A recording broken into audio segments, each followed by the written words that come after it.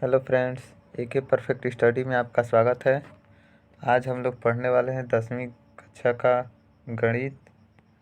इसमें हम लोग का चैप्टर है बहुपद और प्रश्नावली 2.2। तो चलिए लेसन स्टार्ट करते हैं।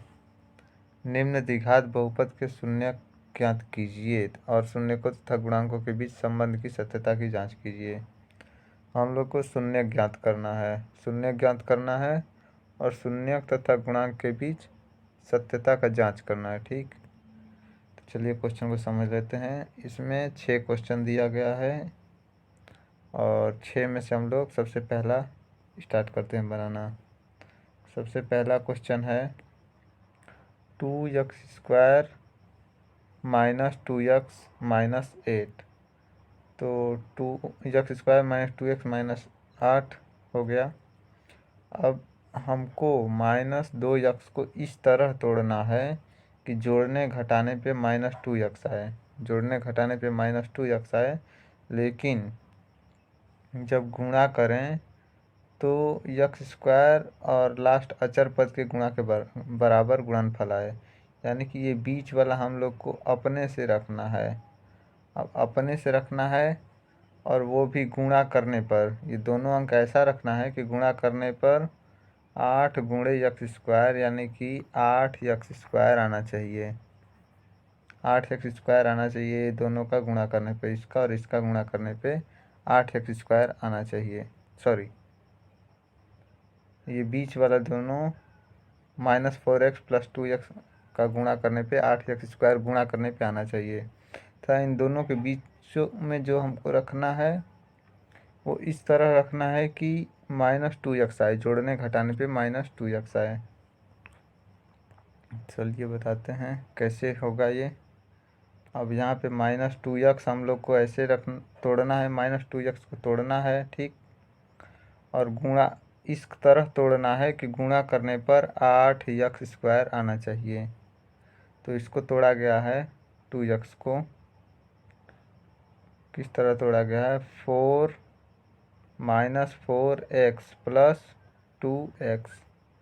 ठीक, अब -4x और प्लस 2x दोनों में गुणा होगा, 4 दूना 8x, माइनस प्लस माइनस, तो -8x² लाना है। ठीक, तो -8x² गुणा करने पर तो आ जाएगा, लेकिन यदि हम इसको जोड़ते हैं तो क्या आएगा ये, इसको जोड़ते हैं तो -4x प्लस 2x -2x आएगा और हमको यही लाना भी है। तो ऐसे सही हुआ। इसको गुणनखंड विधि बोलते हैं। मूल निकालने का या शून्यक निकालने का यही आसान तरीका है, गुणनखंड विधि। तो इस विधि में केवल बीच वाला जो यक्स का गुणांक होता है उसको तोड़ना होता है, और इस तरह तोड़ना होता है कि ए और सी से गुणा करने पर, इस तरह तोड़ना होता है कि उन दोनों अंक का गुणा करने पर ए और सी के गुणनफल के बराबर आए, और जोड़ने या घटाने पर बीच वाला यानी कि यक्स के गुणांक के बराबर आए, यानी कि बीच में जो भी हो उसके बराबर आना चाहिए। तो आगे बढ़ते हम लोग। अब इतना टूट गया, कंफर्म क्लियर हो गया। अब इन दोनों में क्या कॉमन है, यक्स कॉमन है तो यक्स कॉमन ले लिए। यक्स बाहर आ गया तो यक्स -4 बचेगा, प्लस इन दोनों में क्या कॉमन है, तो यक्स तो नहीं है लेकिन दोनों में कॉमन है। 2 को बाहर निकालेंगे तो यक्स -4 बचेगा। अब यक्स प्लस 2, ये दोनों बाहर वाला अलग कर लेंगे, और अंदर में दोनों में सेम है, x -4 तो अंदर वाला एक ठो ले लेंगे अलग। ठीक, अब दोनों को अलग अलग ले लेंगे तो हमारा अब 2 ठो शून्य निकलेगा। कैसे, x प्लस 2 इक्वल टू 0, कुछ नहीं है तो 0, ये हो गया। तो x बराबर कितना आया, प्लस में इधर 2 है उधर जाएगा तो -2, और दूसरा क्या है, x -4 इक्वल टू 0, कुछ नहीं है तो 0। तो x बराबर कितना हो जाएगा, ये -4 बराबर के इस साइड में माइनस में है, उधर जाएगा तो प्लस में हो जाएगा, +4। यानी कि एक शून्य हम लोग का -2 निकला और दूसरा 4। अब इसके संबंध की सत्यता की जांच करते हैं। तो ये कैसे होगा, इसलिए यक्स बराबर -2 और 4 आ गया, इसलिए x² -2x -8 के शून्यक -2 और 4 हैं। अब संबंध के सत्यता की जांच करते हैं हम लोग। तो शून्यक के योग यानी अल्फ़ा प्लस बीटा, इसको अल्फ़ा प्लस बीटा बोलते हैं। अल्फ़ा प्लस बीटा बराबर सूत्र होता है एक -b/a, या इसको ऐसे भी कह सकते हैं कि माइनस यक्स का गुणांक बटे में x² का गुणांक, सेम वही चीज़ है। -b/a कहिए या -x का गुणांक बटे में x² का गुणांक कहिए, ये हो गया। अब ये शून्य का गुणनफल यानी कि अल्फ़ा गुणे बीटा बराबर होता है c/a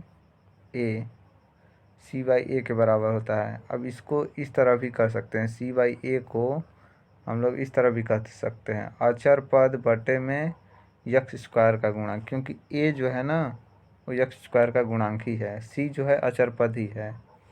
अब ये यदि आपको नहीं समझ में आ रहा है तो इसको मैं बता देता हूँ अच्छे से। कोई भी द्विघात समीकरण होता है तो उसका एक ही बेसिक समीकरण होता है।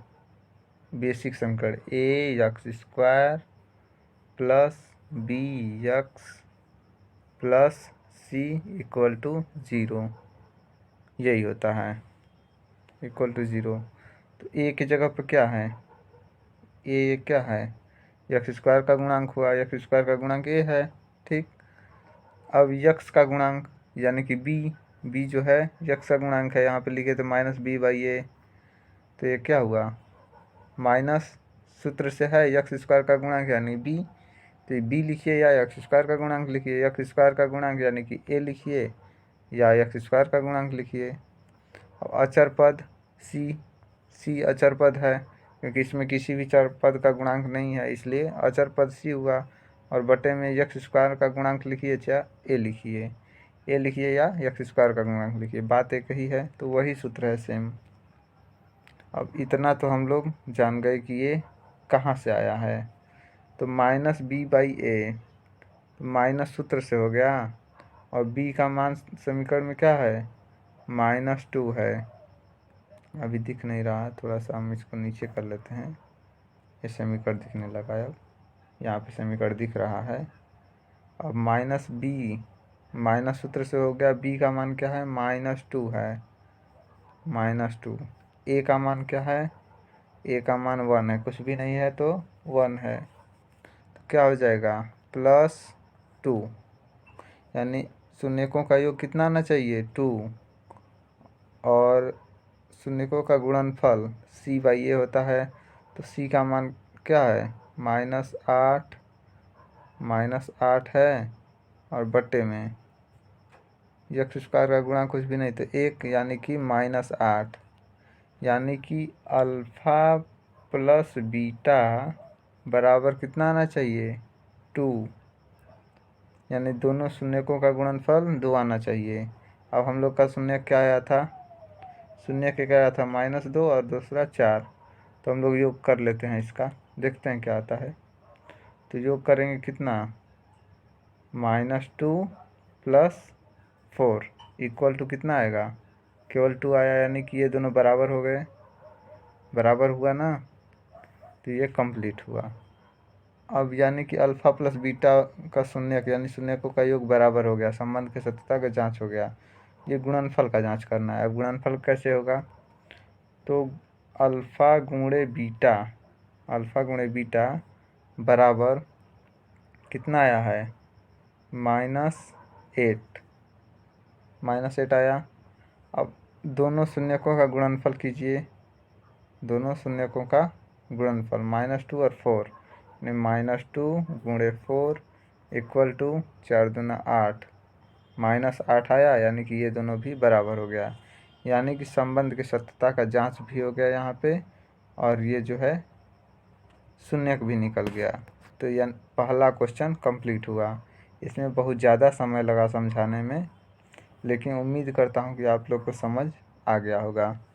तो समझ आ गया तो कोई बात नहीं, हम लोग का समय थोड़ा ज़्यादा लगा लेकिन समझ आ गया। अब दूसरा क्वेश्चन वैसे ही सॉल्व करना है। अब इसको हम जल्दी जल्दी बताएंगे क्योंकि आप समझ चुके हैं अच्छे तरीके से, बेसिक तरीके से मैं समझा चुका हूँ। अब हम लोग जल्दी जल्दी पढ़ेंगे। तो दूसरा समीकरण है 4s² - 4s+1। अब इसको हम क्या बताए थे कि बीच वाले को तोड़ना है। यहाँ पे क्या करना है कि बीच वाले को तोड़ना है। इस तरह तोड़ना है कि जो भी अंक आए उन दोनों का गुणा करने पर इन दोनों के गुणनफल के बराबर हो। ठीक, यानी कि 4s² प्लस प्लस प्लस, यानी कि गुणा करने पर दोनों का 4s² आना चाहिए और जोड़ने घटाने पे -4s आना चाहिए, -4s आना चाहिए। ऐसे अंक को तोड़ना है हमें, इस तरह तोड़ना है। और -4s को कैसे तोड़ेंगे, देखिए ऐसे तोड़ेंगे। -4s को -4x को तोड़ेंगे तो -2s में तोड़ेंगे तो गुणा करेंगे तो क्या आ जाएगा, माइनस माइनस प्लस, 2 दूना 4s², 4s² आया। और जोड़ने घटाने पे यानी कि दोनों माइनस माइनस है तो जुड़ जाएगा, minus minus minus 4s, 2s 4s हो जाएगा। यानी कि इस तरह ये टूट गया सही सही। अब इन दोनों में क्या कॉमन है, कॉमन चीज़ 2s कॉमन है तो 2s कॉमन ले लेंगे, यानी कि 2s बाहर निकाल लेंगे।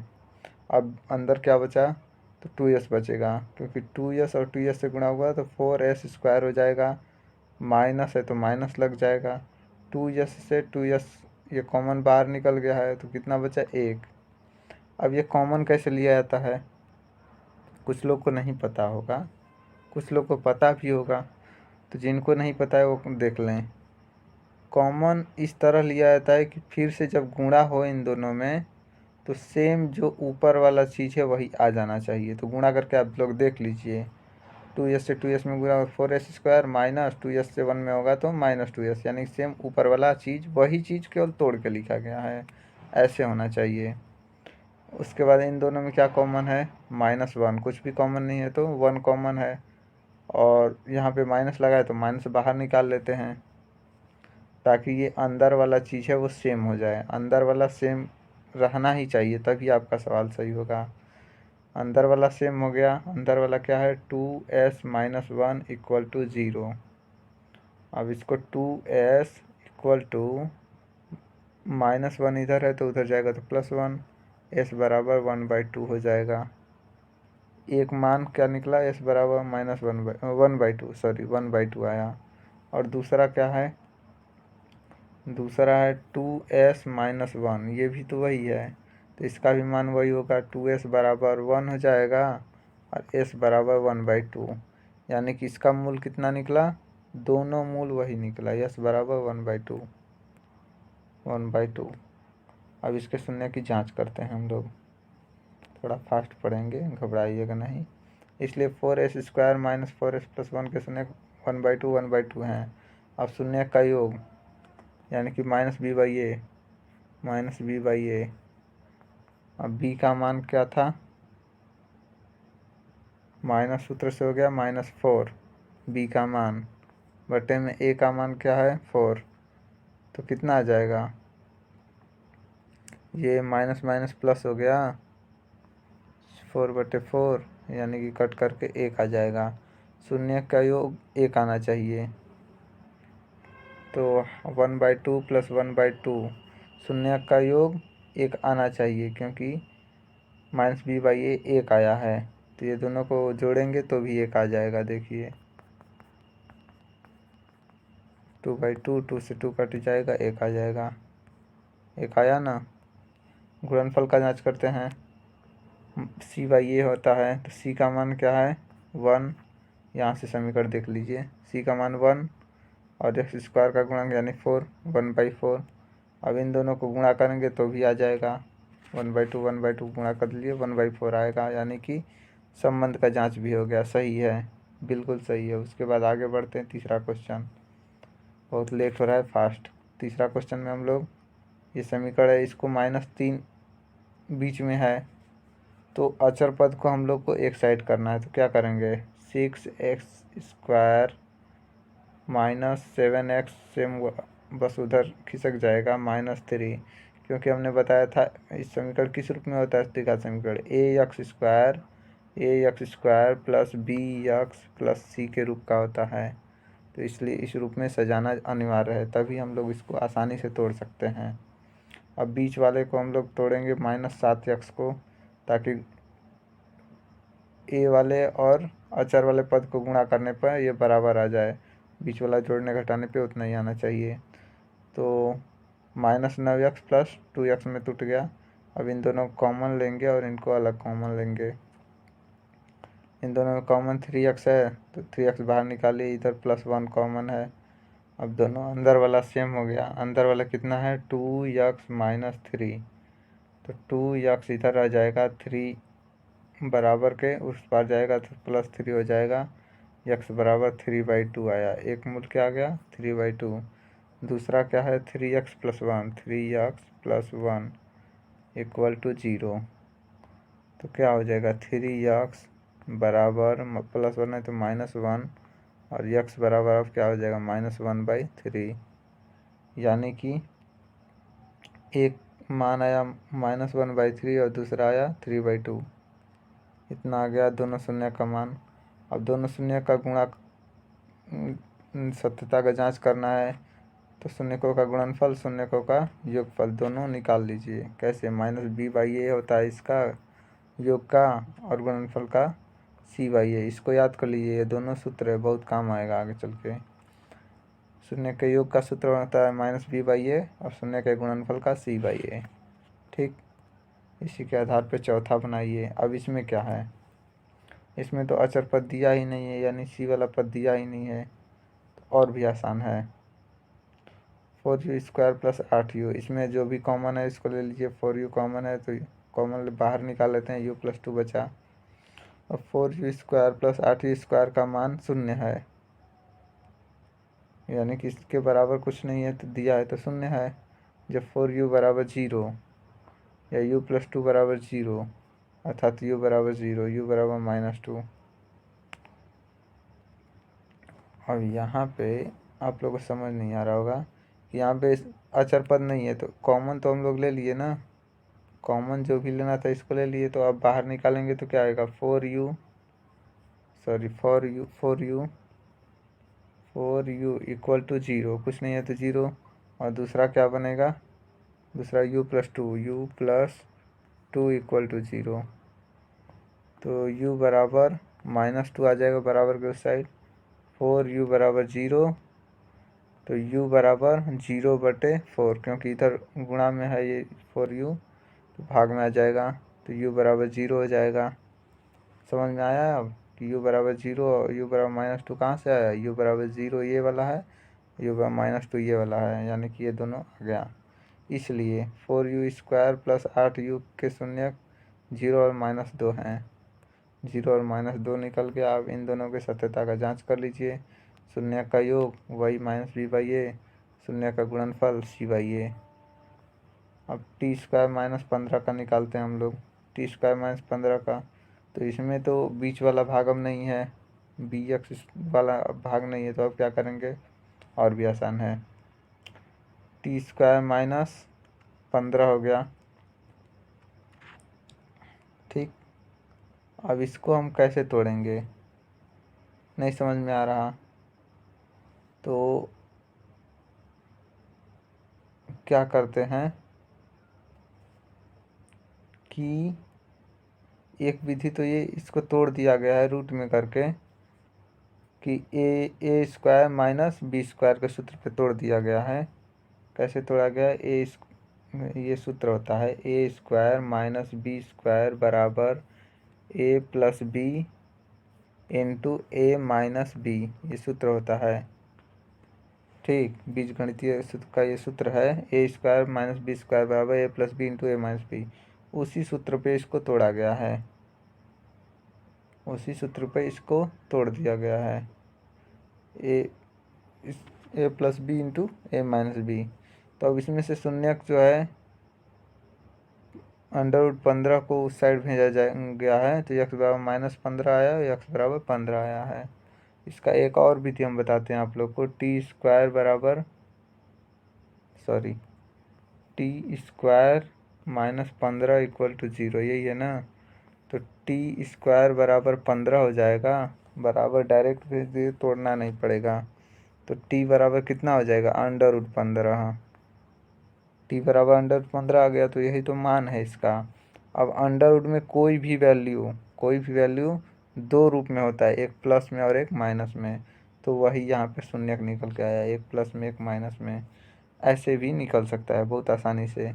अब इन दोनों शून्य का सत्यता का जांच कर लीजिए। -b/a शून्य का योगफल हो जाएगा और गुणनफल c/a, ऐसे करके निकाल लीजिए। जो लोग वीडियो स्किप करके आगे जा रहे हैं उनको थोड़ा कम समझ में आएगा, तो प्लीज़ शुरू से देखिए, ध्यान से देखिए और समझिए। अब इसमें तीसरा समीकरण है 3x² - x-4।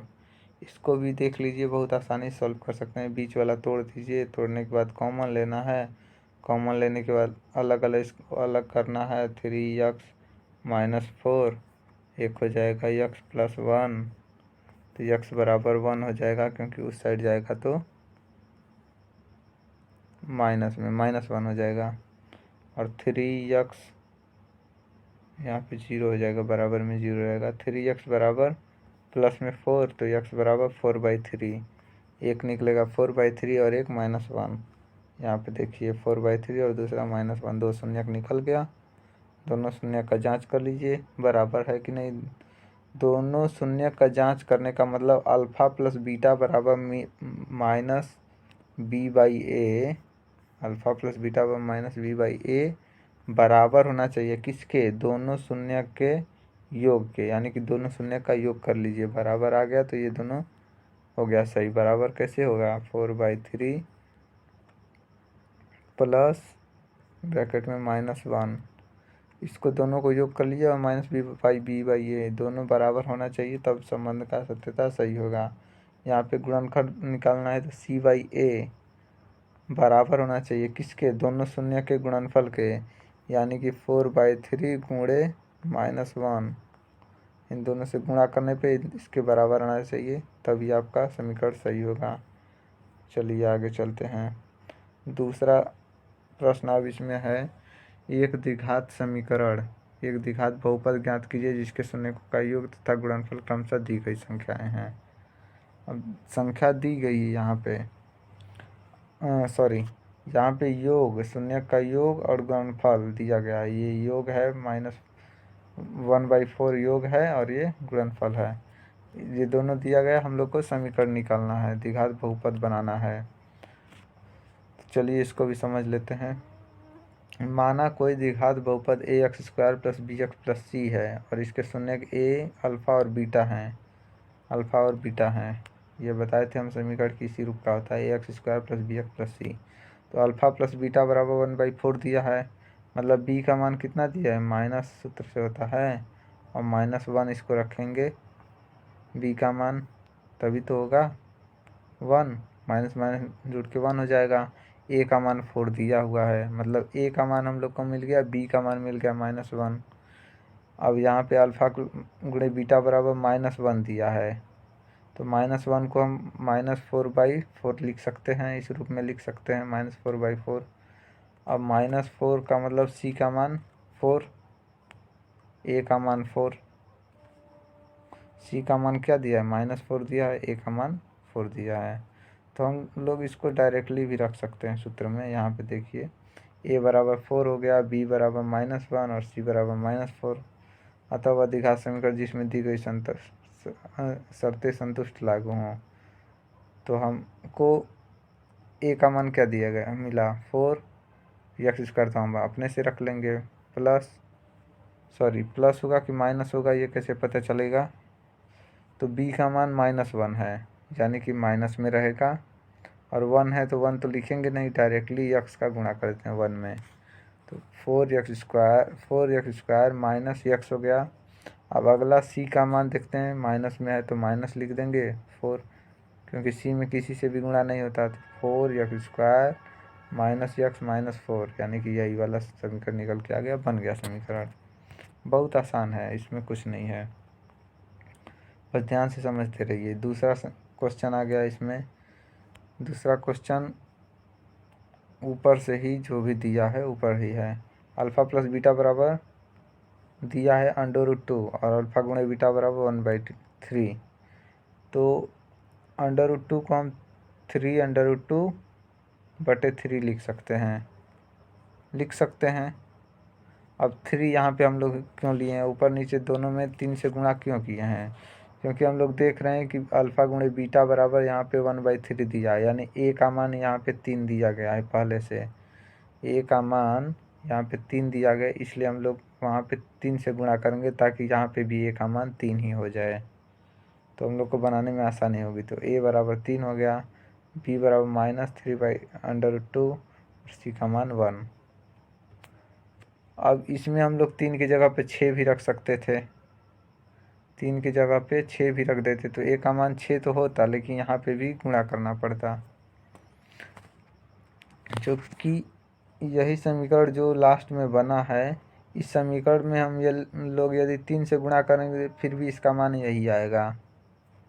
क्यों? क्योंकि वो ये कॉमन है, ये चीज़ शॉर्ट है, इसको हम और बड़ा करके भी लिख सकते हैं। कितना भी अंक से सब में गुणा कर देंगे, बस वही हो गया समीकरण, और मूल जो भी निकलेगा वही निकलेगा।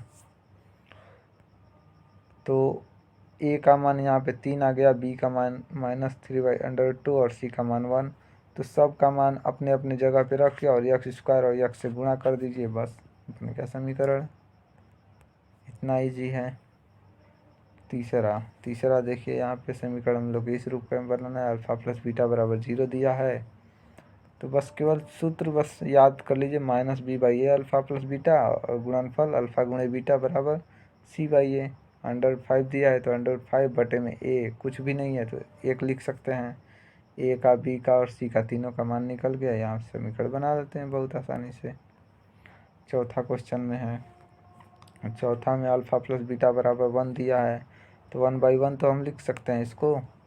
अल्फ़ा गुणे बीटा का मान भी 1 दिया है, तो हम लोग 1/1 लिख सकते हैं, क्योंकि कोई भी संख्या हो उसके बटा में हम लोग 1 लिख सकते हैं, क्योंकि वो हमेशा उसका एक पद होता है, हमेशा से होता है, इसलिए 1 लिख सकते हैं। यहाँ पे ए, बी, सी तीनों का मान निकल गया। अब इसका समीकरण जो संतुष्ट करेगा उसे हम वैसे ही लिख देंगे। एक बार फिर बता देते हैं समीकरण। ए का मान 1 है तो 1 लिख दिए, और 1 में x² से गुणा करेंगे, क्यों? क्योंकि a x² होता है, प्लस b का मान -1 है, सॉरी प्लस नहीं करेंगे क्योंकि b का मान माइनस में दिया है यहाँ पे, तो -1 लिख दिए और इसमें x से गुणा करेंगे, तो x से गुणा कर दिए। उसके बाद c का मान प्लस में है तो प्लस देंगे, c का मान 1 है। अब गुणा करते हैं x² माइनस 1 से x में करेंगे तो x + 1, ये बन गया हम लोग का समीकरण।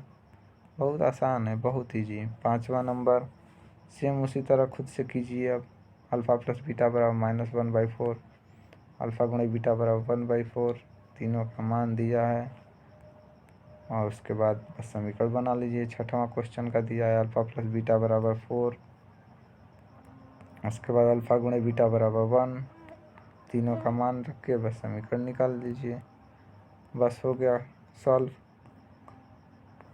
अब इसी के साथ हम लोग का चैप्टर समाप्त हुआ। ये वीडियो काफ़ी लंबा हो गया, कोई बात नहीं, समझ में आना चाहिए बस।